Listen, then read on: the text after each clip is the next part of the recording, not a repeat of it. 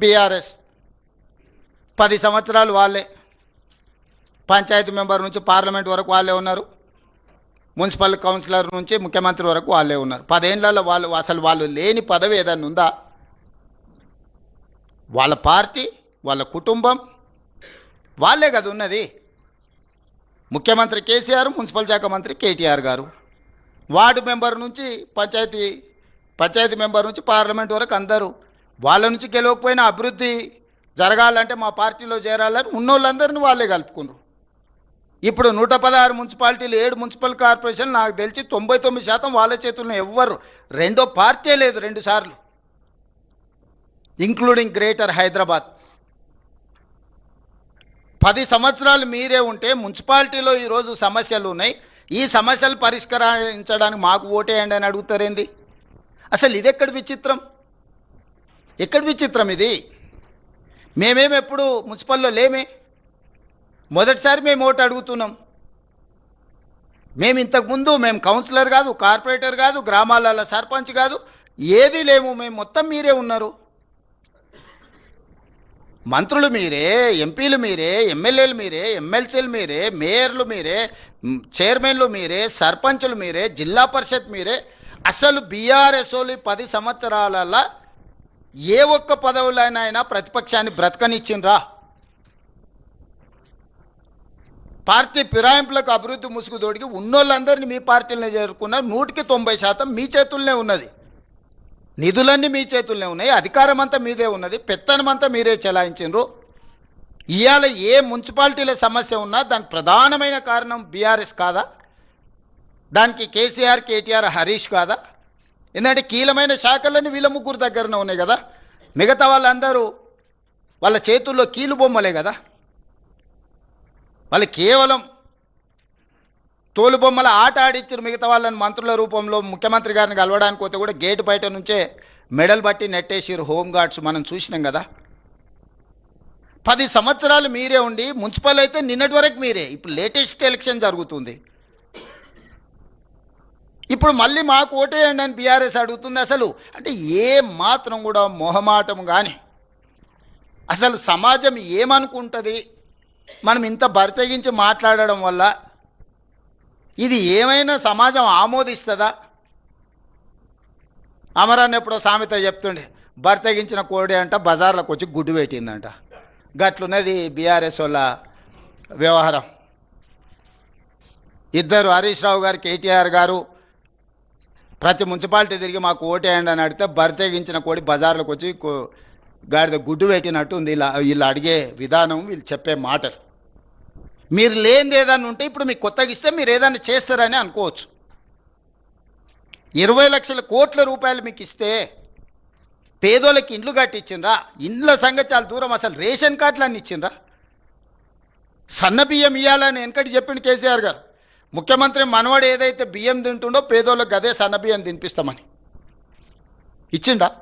మీరు జర్నలిస్టులు, మీరు కూడా ఉన్నారు కదా ప్రజాక్షేత్రంలో, మీ గుర్తింపు కార్డు, మీ ప్లాట్ల గురించి ఇట్లా చెప్పుకుంటూ పోతే ఒక్కొక్క వర్గానికి, ఏ ఒక్క వర్గానికన్నా ఉద్యోగాలు ఇచ్చిరా, రేషన్ కార్డులు ఇచ్చిరా, సన్నబియ్యం ఇచ్చిండ్రా? అసలు ఏది వీళ్ళు అమలు చేసింది? పట్టణ ప్రాంతాలలో మోరీలు అన్న తీసిండ్రా? వరదలు వచ్చి కొట్టుకపోతే కనీసం పలకరియనన్నా పలకరిచ్చిరా? ఏమీ చేయకుండా ఇప్పుడు మళ్ళొచ్చి మాకు ఓటేయండి, మేము ఇరగదీస్తాం, పగలదీస్తామని అంటున్నారు. జెర్సేపటికి ఏంటన్నా ఒకరో ఇద్దరో గెలిచారు అనుకో. ఇప్పుడు కేసీఆర్ గెలిచిండు, ప్రతిపక్ష నాయకుడు అయ్యండి, ఎప్పుడన్నా సభకు వచ్చిండా? నాయకుడే ఎట్లుంటే కిందోళ్ళు ఎట్లుంటారు? రేపు వీళ్ళు వస్తారా మున్సిపాలిటీకి? ఆవు చేనులో మేస్తే దూడేమన్నా గట్టు మీద మేస్తే అది కూడా గంటకే పోయి మేస్తుంది. 25 నెలలో 26 నెలలు అయింది, జీతభత్యాలు తీసుకుంటుండు, ప్రతిపక్ష హోదా తీసుకున్నాడు, క్యాబినెట్ ర్యాంక్ పవర్ ఎంజాయ్ చేస్తున్నాడు, ప్రభుత్వం నుంచి అన్ని వసతులు పొందుతున్నాడు. ఒక్కసారి కూడా సభకు రాలే. ఒక్క సమస్య మీద చంద్రశేఖరరావు గారు ప్రతిపక్ష నాయకుడిగా పని చెయ్యలేదు. ఇది మీ కళ్ళ ఎదుటనే జరుగుతున్న విషయం కదా. మిగతా వాళ్ళు వచ్చినా కూడా సభను ఎట్లా నడవకుండా అడ్డుకోవాలనే ప్రయత్నం చేస్తుంది తప్ప సభలు ఏమన్నా విషయాలు ప్రస్తావించరా? ఇన్నిసార్లు శాసనసభ జరిగితే రేపు మున్సిపాలిటీలో అప్పితప్పి ఆడొగరు ఈడొగరు ఎవరైనా కౌన్సిలర్లో కార్పొరేటర్లో గెలిస్తే వీళ్ళు ఆ మున్సిపాలిటీలలో జరిగే అభివృద్ధికి వీళ్ళు సహకరిస్తారా? బీఆర్ఎస్కి అసలు అర్హత ఉన్నదా ఓటు అడగడానికి? 23లో అధికారం పోయి 24 పార్లమెంటులో గుండుసున్న వచ్చి 25లో సర్పంచ్ ఎన్నికలలో చావు తప్పి కన్నులొట్టబోయి ఈ పరిస్థితిలో అహంకారం, విషము, విద్వేషపూరితమైన ప్రసంగాలు, రెచ్చగొట్టే మాటలు స్థాయికి మరిచి చూస్తుంటే మా ఈగల్ టీంకు చెప్పాల్సి వచ్చేటట్టుంది. నార్కోటిక్ ఎనాలిసిస్ ఏదన్నా గంజాయి కానీ కొకైన్ కానీ హెరాయిన్ కానీ ఏమైనా కొట్టి మాట్లాడుతున్నారా వీళ్ళ మాటలు చూస్తుంటే అని. ఎందుకంటే హోష్లో లేకుండా ఉన్నోడు అట్లాంటి మాటలు మాట్లాడతాడు. హోష్లో ఉన్నోడు, ఈ సమాజం పట్ల బాధ్యత ఉన్నోడు, పెద్ద పెద్ద చదువులు చదువుకున్నా అనుకునేటోడు మాట్లాడే మాటలేనా? ఇలాంటి వాళ్ళకి ఈరోజు ఓటేయమని అడిగితే వాళ్ళు అడుగుతారు. ఎందుకంటే వాళ్ళకి దోపిడీ అలవాటు పడ్డది. ఏ రూపాయి కూడా ఇసుక వదలే, గాలి వదలే, నీరు వదలే, ఇండ్లు వదలే, ఏది వదలే. లాస్ట్కు భార్యాభర్తలు మాట్లాడుకునే టెలిఫోన్ సంభాషణలు కూడా వదలలే వాళ్ళ పైశాచిక ఆనందానికి. ఇదొక మానసిక రోగం, జబ్బు. ఇప్పుడు వీళ్ళు వచ్చి ప్రతిపక్షాలను, జడ్జులను, జర్నలిస్టులను, సినిమా తారల్ని, భార్యాభర్తల్ని ఎవరిని వదిలేలే వీళ్ళ పైశాచిక ఆనందంగాని. ఒక మానసిక రోగంతో, ఒక ఉన్మాదంతో టెలిఫోన్ ట్యాపింగ్ని అడ్డం పెట్టుకొని వ్యాపారస్తుల ఫోన్లు ట్యాపింగ్ చేసి వాళ్ళని బెదిరించి 100 కోట్ల రూపాయల ఎలక్టోరల్ బాండ్స్, 100 ఎకరాల భూములు రాయించుకున్నారని విచారణల విస్తుపోయే విషయాలు బయటకు వచ్చినాయి. అసలు ఈ చేసిన తప్పిదాలకు పోలీసు అధికారులు నేరగాళ్ళను పట్టుకొచ్చినప్పుడు సిగ్గయ్య ఆ నేరగాళ్ళు ముఖానికి నల్ల ముసుగేసుకొని వస్తారు, కండ్లకు మాత్రం ఇట్లా బొక్కలు పెట్టి.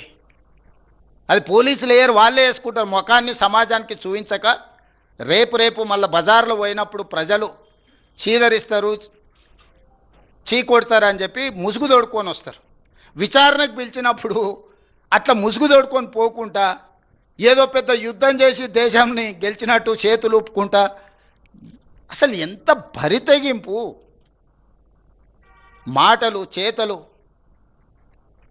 వికారపు ఆలోచనలు. వీళ్లకు మళ్ళీ మున్సిపాలిటీలో 3వసారి కూడా మోసం చేస్తామని బయలుదేరిండ్రు వీళ్ళు.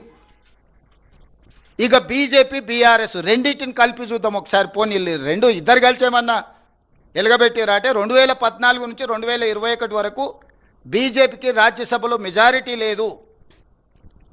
ఏ బిల్లు వచ్చినా రాజ్యసభలో ఓటు వస్తే జోగిన్పల్లి సంతోష్రావు గారు స్పెషల్ ఫ్లైట్లో పోయి రైతు వ్యతిరేక నల్ల చట్టాలు తీసుకొచ్చినప్పుడు ఓటేసింది. ప్రతి నిమిషం రాజ్యసభలో పహారా ఏసీ బీజేపీని కాపాడినారు. వీళ్ళిద్దరూ దాదాపుగా 2022 వరకు పూర్తిగా మమేకమైపోయి, మనం సినిమాలలో చూస్తుంటాం, పున్నమినాగ సినిమాలు నాగుపాము పెంజరలు అన్నీ అల్లిబిల్లు వేసుకొని నాగిన్ డ్యాన్స్ చేస్తుంటాయి. ఆ లెవెల్లో బీజేపీ, బీఆర్ఎస్ వాళ్ళు అసలు విడదీయరానంత, ఎవరన్నా ఆ విషయాన్ని చూసినా ప్రస్తావించిన బుస కొట్టేది. అసలు మా అనుబంధం మీద మీకెందుకింత అని. ఏ విషయంలో రైతు వ్యతిరేక నల్ల చట్టాలు తెచ్చినప్పుడు కానీ, నోట్ల రద్దు చేసినప్పుడు అసెంబ్లీ పెట్టి అభినందించాడు, జీఎస్టీ తెచ్చినప్పుడు ఆదివారం పూట అభినందించాడు.